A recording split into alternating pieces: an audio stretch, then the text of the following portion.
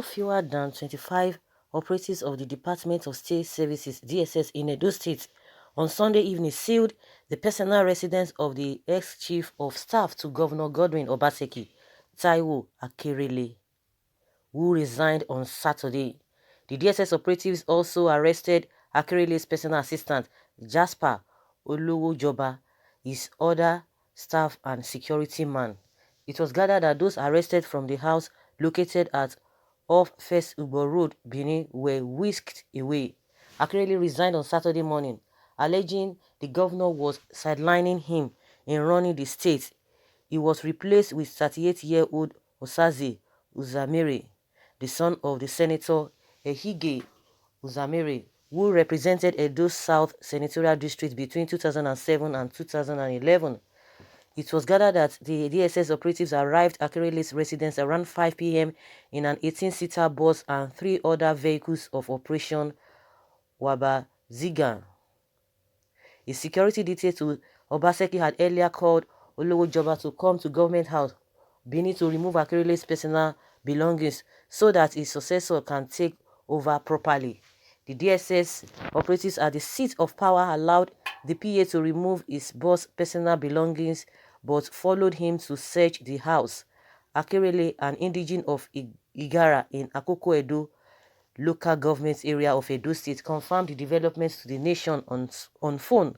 He said, "They condoned off my streets, arrested all my personal staff, my security, and they took away all my children's birth certificates. They were chasing me up and down. They seized my house. My life is under threat. I said I have resigned and that I share Governor Godwin Obaseki's vision. I am still Edo State Governor's political son. What else do they want from me?" Edo Director of DSS, Waziri Mohammed, and the Deputy Director, Dapo Emal, did not respond to calls. SMS and WhatsApp messages sent to their mobile line were also not responded to as at press time. Akerele suddenly resigned for being sidelined over his refusal. To do what? So guys, this thing is becoming interesting. Initially, we were not really thinking maybe it's a big deal or whatever, but the governor has not said anything. I can remember when the aide to the governor, Cruzo Osage, he said if they get the letter of resignation from Akerele, that they will accept it. And for the fact that they have even taken another person or they've replaced him with another person, I don't know what the problem is, because they never told us anything that he did anything before now. Even after he resigned, Cruzo did not tell us that the man did anything wrong. And I don't know why the DSS went to his house or his residence to do all this that they have done. In the first place, the reason why they will not want to answer, because when press and journalists will try to get them, when they want to do some things, or maybe they are planning to know what they are going to tell the public, they will not respond to calls, they will not respond to text messages. That is the pattern in this country. That is just their pattern. I don't know what is happening. What is happening? They should come and tell us what he did to have warranted all of this. They might come out again to debunk that it's never happened. They were not the one that did all manner of things. I don't know where this desperation is leading them to. I don't know. Of course, we are going to be hearing from his supporters very quickly now. You are going to be hearing what they are going to be saying, because I don't know why this whole thing, because they never told us that he did anything. He resigned voluntarily. They didn't even sack him. They didn't replace him. They didn't remove him. He resigned by himself. So why this whole thing? And they didn't tell us, even after he resigned, they didn't tell us he committed any form of offense. So let's hear what Edo people or Nigerians are saying as regards to this. Someone says here that when is it possible crime? When is it possible crime to resign? I don't know. Is it a crime to have resigned? I know again now wahala. I don't do again now wahala. Leave the gentleman, Mr. Kele, alone. DSS officers, go to Sambisa battlefield to help if you have no job in Edo State. Before you take the decision to resign from your position, you will have to make all necessary arrangements or steps to pack your belongings within 24 hours of your resignation, because government will not wait for you to make new appointments. Please My candid advice is go and remove your belongings. It is just my own opinion, of course, which has been removed. So if his belongings is in the state government house, then what has that got to do with his residence? I don't know what this person is trying to say. Is the government property or whatever will not be in his house. It has to be in government house, unless maybe they are operating from the house. And then why arresting his staff, and why taking his children's birth certificate, as according to what he said, though, because now any moment from now they will come and tell us a different story. But with what we are hearing, that was what he said that happened. If truly you are his political son, you shouldn't have desert him at his critical hour. Probably they see you as a betrayer. May God see you through. It's not a crime to resign, because they don't even resign in this country. Everybody will be pretending. It would have been better. Wouldn't it have been better for him to just be there and be pretending that it's with them or it's not with them? I don't know. To resign in this country is something that is so big for these politicians. They will never do that because of what they are getting. And if somebody comes out to say, oh, I want to resign, I think this is the time for me to quit, it's going to be a problem, because abnormal things have become normal in this country. That is just the way it is. Now somebody resign, you say, why did he resign? He would have stayed there and be committing what he's not supposed to be committing. He wants to live there. Lesson for those that glamour for political appointment: read between the lines before you take any political appointment. It goes with tough repercussions. You either enjoy it or you suffer it. So whichever you are now, carry, go and face it. Let me first condemn unwarranted harassment of any time, though we have not heard the other side of the story, governor's camp. But the part that I'm particularly concerned about is that he resigned, alleging that the governor was sidelining him. Did he want to become another Abakari there? Edo people elected the governor and not him. He should have just discharged his duties well and avoid locking horns with his boss. That's what somebody is saying. As someone say Abakari, I wonder. But I like this guy. He resigned willingly. He could not cope with what is happening. I don't know. Of course, he said he could not cope and he resigned. I think we should look it from that angle. Either because maybe he wanted something, he couldn't get what he wanted, and the honorable thing to have done was to resign, which he did. Someone said, but okay, I beg governor and the person will resign. Even the DSS, you people are disturbing us. I beg.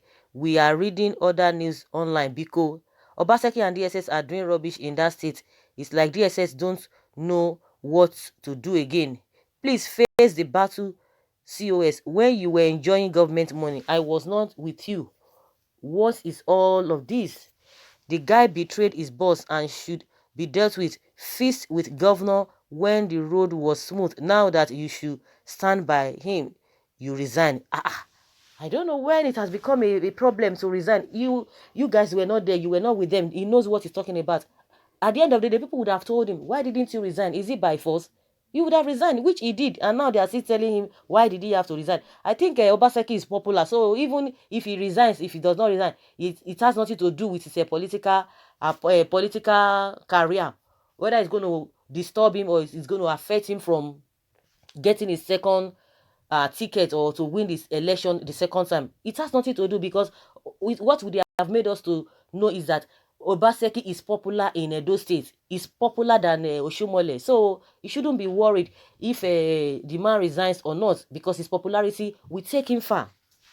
That is my opinion concerning what this person is saying. Imagine leaders having this kind of mindset. How will a country develop, and how will transparency come? Yes, because we don't do the normal things. We always say, oh, I bet that is not our problem. Little things like this, they've already, accumulated to the extent that now we are finding it difficult for us to be able to move forward or to do the right thing or to even know the right thing. Because one thing is that if the so-called the COS, the former COS, because it's now former COS, if he did the needful, if he had done the needful, because by the time you are going to be hearing from the governor's camp, it's going to be a different story. Because if they always do the needful, you are resigning, remove everything, make sure you tidy up everything, and you move on. Nobody will come and be harassing you. Of course, we know that it's my goal beyond that, because what he's saying now is that they came to his house, like I said, maybe because of this coronavirus, maybe he's been working from home, because ordinarily it ought to be in the office. Everything must be in the office. So taking the government's property to the house, wouldn't have come in. I'm just saying that maybe that was why the DSS went there.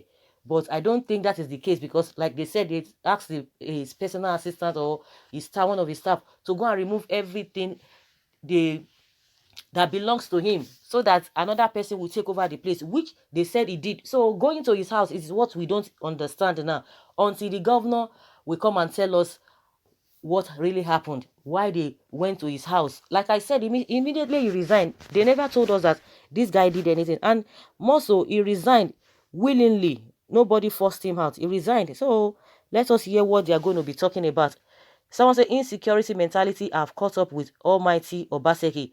That is the stupidity of our security forces, taking us back to Stone Age, liaising with the politicians to violate the fundamental human rights of citizens, all for a token, undermining the Nigeria state. Obaseki has become a mini god, so arrogant. Just leave the young man alone and allow him to go. What are you afraid of? Now by force to work for government, it's all right. Oppression. How will you resign in this critical period when he needs you most? Is it by force? Needs him most? Obaseki is popular. From what they have made us to be, he's popular. Whether this guy is with him or is not with him, he's going to win if he's going to win after about 4 years. And so must he be there? He's not a greedy person. That is to tell you that he's not a greedy person. It's not because of the money that is there. I don't even know him. But we are just judging from what they are telling us, what is happening. It's not by force. You can be for somebody for almost many decades, for century. If the day you are tired, you leave. It's not by force. Even people that even have a covenant, the woman and husband and wife, if the woman is tired, she will say, I want to leave. If the man is tired, he will say, I want to leave. So I see no reason why they are blaming this man, that this man, at this time that the man needs him, this critical time. Which critical time? Obaseki has fought his battle, and I think from his own account, he has won. So which battle are they talking about? So guys, let us hear your opinion from this new development from the SSCOS to Obaseki. Leave your comments below and let's have your take. Thank you.